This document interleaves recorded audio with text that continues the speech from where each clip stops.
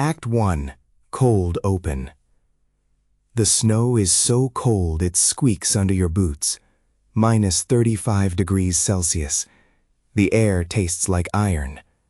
You are lying in a drift on the Kola front, your white smock blending into the white world around you.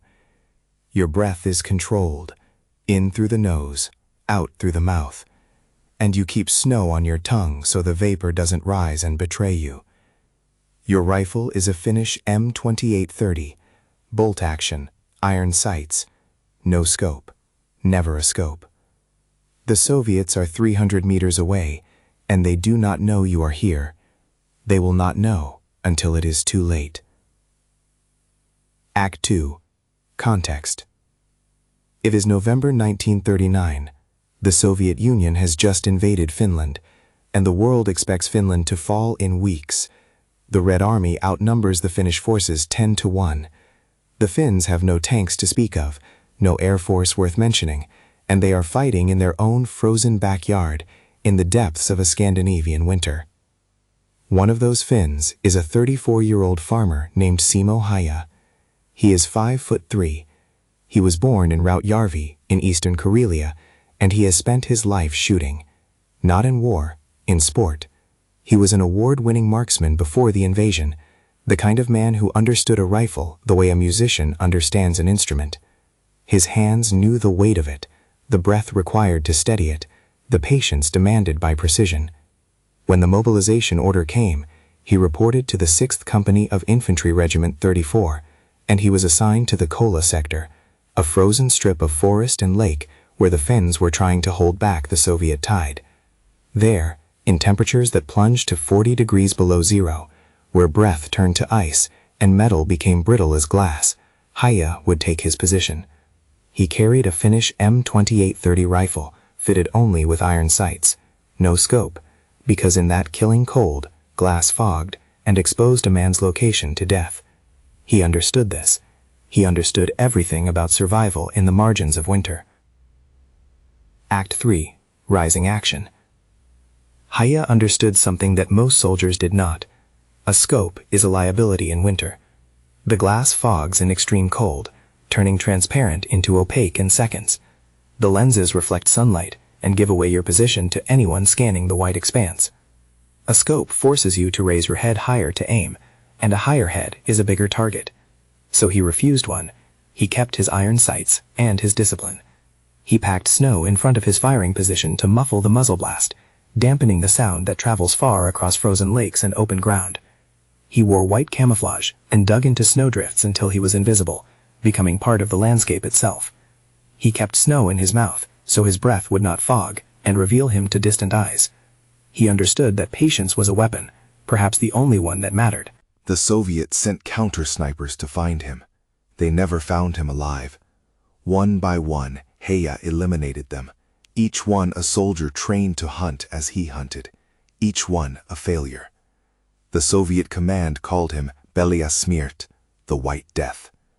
They shelled his suspected positions with artillery that tore through the forest and left craters in the snow. They sent patrols to flush him out, squads moving through the cold with rifles ready. Nothing worked. In one day, he recorded 25 confirmed kills.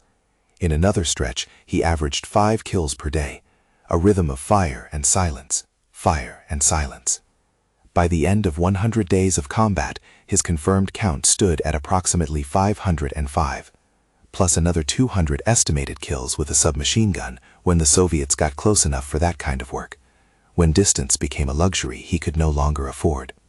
The Finns began to notice. Word spread through the trenches and dugouts, passed from unit to unit. The Soviet advance slowed. Not because of Hayha alone. The entire Finnish army was fighting with a ferocity born of desperation, men defending their homes against an empire, but because one man with a rifle and an iron will had become a symbol. The Soviets feared him. The Finns believed in him. He was proof that numbers were not everything, that skill and resolve could bend the mathematics of war. Act 4. Turning point. And then, on March 6, 1940, everything changed. Hayha was in close contact with a Soviet patrol near the frozen Kola front, where the line between survival and annihilation had narrowed to meters. The distance was short. The engagement was brutal. A Soviet round, an explosive bullet, designed to fragment on impact, struck him in the face. The impact shattered his lower left jaw, tearing through bone and tissue with the finality of a sentence cut short. He fell into the snow, his rifle beside him, his body suddenly foreign to him. His comrades found him there. They lifted him onto a stretcher, their hands steady despite what they were carrying, and moved through the frozen forest toward the field hospital. The doctors who received him did not speak hope. His jaw was nearly gone. His face was unrecognizable. The infection risk alone was enough to seal a verdict. He fell into a coma, unconscious, suspended between the world and whatever lay beyond it. For days he existed in that darkness, no pain, no awareness, no knowledge of what had become of him or the war that had consumed everything. Then, on March 13th, 1940, his eyes opened. He regained consciousness in a hospital bed, his face wrapped in bandages, his body still broken but breathing. The same day, that very same day, the peace treaty between Finland and the Soviet Union was signed in Moscow. The winter war was over. The guns fell silent. The frozen forests exhaled. Hayha had survived. But the man who woke was not the man who had fallen. He would undergo 26 reconstructive surgeries in the years to come, his face rebuilt piece by piece, scar by scar. The sniper who had lived by stillness and silence would now live in it, by necessity and by choice. Act 5.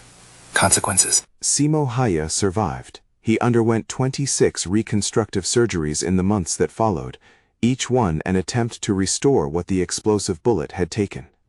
His face was permanently disfigured, the left side bearing the marks of that final moment on the frozen cola line. But he lived. He regained consciousness on March 13, 1940, the very day the peace treaty was signed, as if the war itself had waited for him to wake. Marshal Mannerheim, the commander of the Finnish forces, promoted him from corporal to second lieutenant. It was the largest single-rank promotion in Finnish military history, a recognition not just of what he had accomplished, but of what he had endured. 100 days, 505 confirmed kills. A man who had held a sector of the front with nothing but iron sights and the discipline of a farmer's patience. But Hayha did not become a war hero in the public sense. He did not write memoirs or give speeches.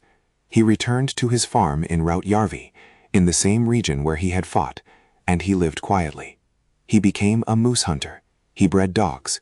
He refused most interviews. The world moved on to larger wars, larger names, larger narratives. The Winter War itself faded from the popular imagination, overshadowed by what came after. When journalists and historians finally tracked him down decades later and asked him the secret of his marksmanship, his answer was simple. Practice. No mystique, no philosophy. Just the quiet truth of a man who had mastered one skill so completely that it had changed the course of a war. He lived to be 96 years old. He died on April 1, 2002.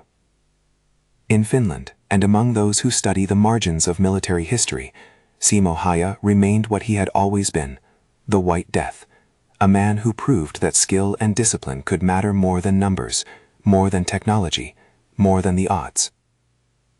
Act 6. Reflection.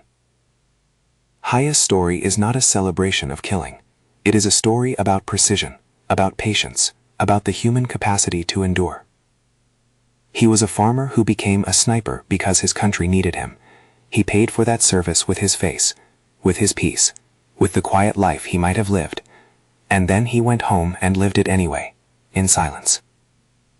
That is the real footnote of war, not the glory, but the survival, not the legend, but the man who refused to become one. If forgotten battles and the quiet heroes who fought them are your kind of history, the next story is already waiting.